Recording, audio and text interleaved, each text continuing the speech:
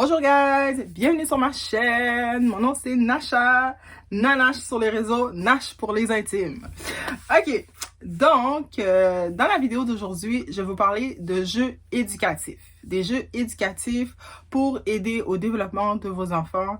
C'est des jeux qui sont super le fun à faire avec eux ou seuls. Puis ça va aider autant dans la logico-mathématique, dans le développement du langage, dans la sphère physique, affective, toutes les sphères du développement. Donc, ça va vraiment aider votre enfant à s'autoréguler, se stimuler, ça va travailler son autonomie, ça va travailler pour beaucoup de choses. Donc, voilà de ce qu'on va parler aujourd'hui. Petit disclaimer, je ne suis pas une professionnelle dans le jeu, mais j'ai quand même beaucoup d'expérience. Donc, j'ai 2 garçons de 2 ans et 4 ans. Donc, ce sont tous des jeux que je fais avec eux, qu'ils jouent tout seuls, que papa joue avec eux aussi. Donc, tous les jeux qu'on a, c'est des jeux qui nous appartiennent. Donc, je suis maman principalement, d'où mon expérience. Et j'ai aussi travaillé en service de garde, dans les garderies, dans les CPE. Mais professionnellement, je suis technicienne en éducation spécialisée. Donc, j'aide les enfants à défis particuliers en milieu primaire. Et je suis enseignante au collégial. Donc, j'ai quand même un bon bagage au niveau de l'éducation. Donc, c'est quand même une compétence qui me connaît. Donc, comment ça va fonctionner? Je vais vous montrer les jeux. Je vais vous expliquer un petit peu comment ils fonctionnent, comment ils jouent, qu'est-ce qu'ils travaillent principalement. Qu'est-ce que chaque jeu travaille principalement. Je vais commencer avec tous les jeux qui sont au niveau de l'alphabet. Puis ensuite, j'irai avec les mathématiques et les émotions. Dépendamment de la longueur de la vidéo, peut-être que je vais faire part 1, part 2. Donc, je voulais savoir ça.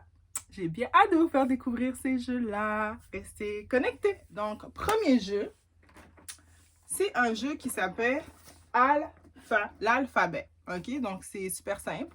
Ce sont des cartes. Donc, dedans, il y a les cartes avec toutes les lettres de l'alphabet. Il y a les lettres majuscules, les lettres minuscules. Et il y a un paquet de lettres non colorées pour que l'enfant, lorsqu'il arrive à l'âge d'apprendre à écrire, il va pouvoir écrire avec un stylo qui s'efface, un crayon qui s'efface, la forme de la lettre. Fait que ça va l'aider à développer son écriture. Donc, je vais vous montrer à quoi ressemblent les lettres. Par exemple, j'ai joué hier, donc là, toutes les lettres sont mélangées. Là. Mais par exemple, il est en français en plus, fait que ce qui est le fun, parce qu'habituellement, les jeux sont en anglais. Puis ce jeu-là, ça a été un cadeau qui a été donné à mon plus grand. Mais bon, mon plus grand, mon plus petit, les deux jouent à ce jeu-là.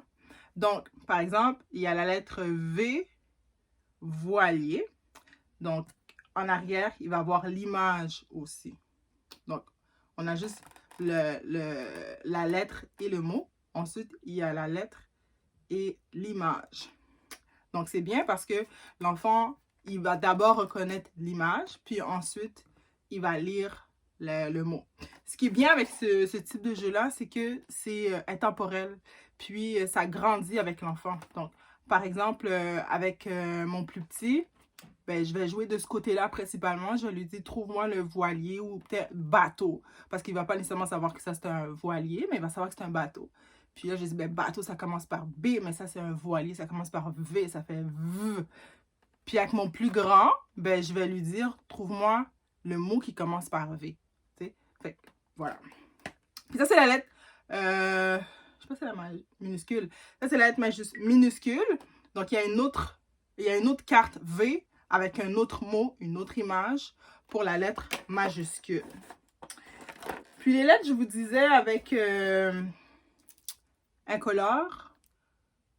Je ne sais pas si vous voyez bien. C'est ça. Donc, ces lettres-là, ils n'ont pas de couleur, mais il y a des flèches pour pouvoir apprendre à écrire dessus. Fait que c'est super intéressant. Je ne suis pas encore rendue là. Je ne l'ai pas encore ouvert. Je travaille les lettres de l'alphabet dans des cahiers ou sur des tableaux. D'une autre façon avec Yohan. Mais on n'a pas encore utilisé ce jeu-là pour travailler les lettres. Puis, il y a aussi des cartes pour apprendre à écrire, juste ici. Et il y a une grande affiche avec toutes les lettres de l'alphabet et les numéros. Non, toutes les lettres de l'alphabet et les lettres avec des images. Puis, cette carte-là, je l'ai ouverte Je l'ai mis sur le mur dans leur coin jeu. Et évidemment, elle s'est déchirée en peu de temps. Parce qu'il joue avec, il la traîne partout. Donc, je n'ai plus la carte, malheureusement, pour vous la montrer. Parce que ce jeu-là date quand même d'1 an et demi. Puis, je suis bonne. J'ai gardé la boîte. Honnêtement, il y a plein de jeux où garder la boîte, ça sert absolument à rien. Parce que ça prend que de la place. Fait que ce que je fais, je les mets dans des sacs plastiques. Donc là, tous les jeux qui sont dans des sacs plastiques, qui prenaient trop de place avec leur boîte, je les mets toutes les sacs plastiques dans une grande boîte. Puis je les sépare par catégorie. Donc c'est beaucoup plus simple pour moi quand je veux chercher un jeu pour jouer avec eux. Ensuite, j'apprends à lire ce jeu-là. C'est mon préféré. Je devrais peut-être le garder pour la fin. Bon, c'est pas grave. L'ordre n'a pas d'importance. Mais c'est un de mes jeux préférés. C'est un jeu que j'ai acheté à Noël l'année passée pour Johan. À ce temps-là, il avait 3 ans. Maintenant, il a 4 ans. Donc, c'est une petite valise avec des mots. C'est par catégorie. Donc là, ça, c'est la catégorie des animaux. Donc, on a les animaux ici. On a chaque case est pour une lettre. Puis la lettre est repérable avec les points. OK. Donc, la valise, elle s'ouvre. OK. Puis de l'autre côté, on a toutes les lettres de l'alphabet. Puis chaque lettre, dans le fond, derrière chaque lettre, il y a des petits pitons. Donc ça, c'est la lettre F. F, il y a 4 pitons. Pitons, petit point. Je ne sais pas comment on appelle ça, en fait. Puis par exemple, le K. Focus. OK, le K, il va avoir 4 pitons aussi, mais ils sont mis différemment. OK, parfait. Fait que dans le fond, ça va aider l'enfant à... Attendez, là, ça s'est fermé. OK. Fait que quand l'enfant, il cherche le mot, il va repérer la couleur et le nombre de trous qu'il y a dans le carré de la couleur. Fait que ce qui est le fun, c'est que ça travaille vraiment la logique de l'enfant. OK, le chat, ça commence par un C. Puis je sais que c'est vraiment un C parce que le carré, il est rouge. Puis ensuite, il va aller regarder en arrière. Est-ce que c'est les mêmes trous, les mêmes pitons? Puis, si c'est la bonne lettre, elle va s'emboîter comme il faut. Mais si c'est pas la bonne lettre, ça va pas fonctionner. Puis, dans le fond, la carte qu'on joue avec l'enfant, là, j'en prends une autre, il faut la mettre ici, de ce côté-là. Donc là, il cherche les lettres, il les met à la bonne place pour former les mots. Fait que ce jeu-là, je l'adore. Puis, c'est un des jeux préférés de Johan. Puis, c'est le fun parce que c'est dans une... À la place de garder la boîte, j'ai gardé la petite valise. Fait que ça s'apporte n'importe où. Si vous devez sortir avec l'enfant, vous apportez le jeu, vous le mettez sur une table. Tiens, joue. Puis ça travaille l'autonomie aussi de l'enfant. Il n'y a pas besoin de vous demander « Mais qu'est-ce que je fais? Mais qu'est-ce que je fais? » Tu sais, ça travaille vraiment sa logique, sa compréhension surtout. Fait que voilà, pour le jeu, j'apprends à lire. Tous les jeux que je peux vous trouver sur Internet, je vais vous mettre le lien directement dans la barre d'informations. Donc, continuons avec le jeu L'alphabet des oursons. Donc, c'est un jeu avec plusieurs cartes dedans. Puis, ça raconte l'histoire des oursons. Si on regarde en arrière. Donc, il y a plusieurs cartes dedans. Puis, chaque carte, dans le fond, fait référence à des mots en lien avec l'image qui est dans la carte. Je vais vous montrer, ça va être beaucoup plus simple à comprendre. Par exemple, donc ici, on a la carte trouée et on a toutes les... c'est des petites pièces. Donc ça, c'est vraiment avec supervision parentale parce que vous allez perdre des pièces, mes amis. Donc par exemple, il y a le X ici. Puis c'est comme un casse-tête troué. Tu sais, fait que c'est vraiment le fun. Donc, ce qu'il y a ici, c'est qu'il y a... C'est comme si les petits oursons, ils étaient à l'école. Et il y a des trous sur la première lettre du mot de ce que fait l'ourson. Donc là, l'ourson, il montre un dessin. Donc là, il faut trouver le D de dessin.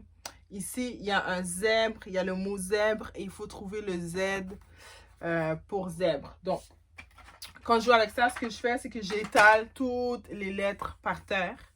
Puis, on fait une image à la fois. Puis là, on regarde c'est quoi le mot qu'il y a à chercher. C'est quoi le mot, donc comment on écrit le mot, c'est quoi le son du mot. Puis ensuite, c'est quoi la première lettre. Puis on va chercher la première lettre. Donc, ça, c'était l'alphabet des oursons. Un jeu très, très simple, comme je vous dis, avec supervision, parce que c'est vraiment des petits morceaux. OK, puis je dirais à partir de... Dès que l'enfant, il est capable de s'asseoir au moins 5 minutes pour vous écouter, puis pour jouer, et qu'il reconnaît les lettres de l'alphabet, ou qu'il est en apprentissage des lettres de l'alphabet, il peut jouer à ce jeu-là. Fait que, tu sais, ça dépend vraiment du développement de votre enfant. Comme par exemple, mes enfants... ils apprennent vite et ils sont quand même autodidactes, donc ils ont pas besoin que je sois là tout le temps pour les apprendre. Moi, je les stimule beaucoup. Je travaille beaucoup l'autonomie académique avec eux. Mais, tu sais, sinon, par exemple, mon plus vieux connaissait tout son alphabet en français, en anglais et en espagnol à 2 ans. 2 ans et demi. Puis, mon plus petit, présentement, il a 2 ans, puis il les connaît en français, en anglais, moi en espagnol. Parce que mon plus grand écoutait beaucoup plus de l'espagnol et papa parle l'espagnol, donc c'est beaucoup plus simple pour lui de les apprendre facilement. Et mon plus jeune, ben, il est très smart aussi, là. Il se rapproche beaucoup du grand frère, puis il veut faire absolument comme lui. C'est bien avoir de la fratrie parce que les autres, ils se suivent de très proche. OK, qu'est-ce que j'ai d'autre pour le français? J'ai rien d'autre pour le français. On pourrait y aller avec des jeux de mémoire pour travailler la mémoire des enfants. Donc, on a ici... Ça, c'est mon jeu. Ah, j'ai oublié l'autre jeu. OK, ouais, c'est ça. Ça s'appelle Pictureka. Pictureka. Pictureka, OK? Donc, c'est un jeu avec des cartes. Donc, il y a 1, 2, 3... Il y a plusieurs cartes là. Il y a au moins 6-7 cartes. Puis, les cartes sont recto-verso. OK? Donc, par exemple, dans cette carte, il faut mémoriser les images qui sont à l'intérieur. Donc, il faut vraiment prendre connaissance de la carte. OK? On joue un côté à la fois, évidemment. Même en tant qu'adulte, si on jouait des deux côtés, ce serait beaucoup trop difficile. Donc, un côté à la fois. Puis, il y a un sablier pour le temps. Mais quand vous jouez avec des enfants, pas nécessairement obligé de jouer avec le sablier. Si vous jouez entre adultes, par exemple, vous pouvez utiliser le sablier. Ce que j'aime avec ce jeu-là, puis j'en ai un autre qui est semblable, mais je l'ai oublié à l'école, c'est que autant les enfants, les ados ou les adultes peuvent jouer avec ça, mais on ne va pas jouer de la même façon, avec la même rapidité. Il y a certaines règles dans le jeu qui vont changer. OK? Donc, on a un paquet de cartes ici. On a plusieurs cartes. Comment ça fonctionne? C'est que ce jeu-là, il est comme par catégorie de cartes. Donc, il y a des cartes mauves. Est-ce qu'on voit que c'est mauve? Bref. Il y a des cartes mauves. Il y a des cartes roses. Focus. Ah, voilà. Il y a des cartes roses. Il y a des cartes vertes. OK? Puis, dans le fond, c'est que chaque carte veut dire quelque chose. Ici, c'est écrit des choses rondes. Trouve des choses rondes. Donc, dans la carte, ici, il faut trouver des objets qui sont ronds. Puis, dans le fond, le sablier, c'est qu'il faut trouver le plus d'objets ronds possible dans le temps de sablier. Puis, le sablier, il est 1 minute ou 30 secondes. C'est pas écrit dessus. Donc, je sais pas. Mais habituellement, c'est maximum 1 minute, les sabliers comme ça. Donc, ici, c'est des choses rondes. Fait en 1 minute, le plus de choses rondes que tu peux trouver. Ici, c'est des étoiles. Donc, il faut trouver une étoile ou des étoiles. Ici... Ah non, ça, c'est juste la carte d'explication. Dans les patates. OK. Donc, par exemple, il y a une autre carte où ce que ça va être une image. Donc, il faut trouver cette image-là dans ta carte. Donc là, c'est vraiment du repérage, de la mémoire. Est-ce que tu as vraiment cette image-là dans ta carte? Puis il y a des images qui vont se ressembler, mais qui ne seront pas exactement la même. Bon, désolé, on m'a appelé. OK. Ensuite, il y a d'autres cartes qui disent « Choses qui fonctionnent avec l'électricité. » Choses qui fonctionnent avec l'électricité. OK, donc c'est vraiment diversifié. Donc, des chiffres, des monstres, des cornes, des lunettes, plusieurs images différentes, des nuages, choses avec des ailes, choses bruyantes. Fait que là, ça fait vraiment résonner l'enfant. OK, qu'est-ce qui fait du bruit par rapport à mon image? Puis toutes les images sont différentes, tu sais. Fait que c'est le fun, hein? Puis c'est très coloré, c'est vraiment cool. OK? Puis ce jeu-là, je l'ai pris dans une friperie. Donc, je ne l'ai vraiment pas acheté cher. Je l'ai acheté. Je l'ai vraiment pas acheté cher. Je sais pas c'est où le prix. Je l'ai enlevé. C'était sûrement 3 $, quelque chose. Mais tu sais, c'est un jeu qui vaut au moins 20-30 $. Fait que ça, c'est le fun. Si on continue avec des jeux de mémoire, ben on a les fameux jeux de mémoire basic, là. Celui que j'ai, c'est Pat' Patrouille. Je pense que je l'ai acheté au Dollarama, ce jeu-là. Donc, toutes les images sont à l'envers, face Pat' Patrouille. Puis, il faut trouver les deux semblables. Fait que ça aussi, ça travaille beaucoup de choses. C'est le fun. OK. Maintenant, on va dans la catégorie des formes et de la reconnaissance d'images. Formes et reconnaissance d'images. Donc, on a ce jeu-là, qui c'est encore des cartes. Donc, on a des cartes ici, avec différentes choses qu'on retrouve dans une maison, différentes choses qu'on retrouve dans un jardin, différentes choses qu'on retrouve dans une cuisine. Donc, chaque carte a son thème. Et à l'endos de la carte, ça va être mélangé, mais ça va être que l'ombrage. Donc, ça va être l'ombre des images. Puis, dans le fond, l'enfant a plusieurs cartes. Dans le jeu, il y a plusieurs cartes comme ça. Puis là, c'est de repérer la bonne image avec la bonne carte. Donc, par exemple, c'est comme un bingo. Un bingo, mais sans gagnant. Fait que raisin. Fait que là, l'enfant doit aller mettre la carte sur le raisin. OK? Ainsi de suite pour toutes les autres. Puis, pareil avec l'ombrage. Donc, l'enfant va aller chercher le bonhomme ici. Donc, il va savoir que c'est ce bonhomme-là à cause de l'ombrage. Puis, il va le mettre par-dessus. Donc, ça, c'est vraiment le fun comme jeu aussi. Tu sais, c'est pas la télévision qui fait l'apprentissage des enfants. Hein. C'est vraiment les jeux. Fait que ça travaille aussi la patience. Ça travaille le raisonnement. Ça travaille l'autonomie. Ça travaille toutes les sphères du développement. Ça travaille beaucoup de choses. Hein. OK, prochain jeu. Donc, ce jeu-là, il s'appelle comment? Attends une minute. J'ai plus la boîte. Vous voyez, ça, c'était un des jeux que j'ai plus la boîte. Fait que je pourrais même pas vous dire comment ça s'appelle. Mais je vais essayer de le trouver puis le mettre dans la barre d'infos. Un autre jeu dont je n'ai plus la boîte parce que ça me servait à rien.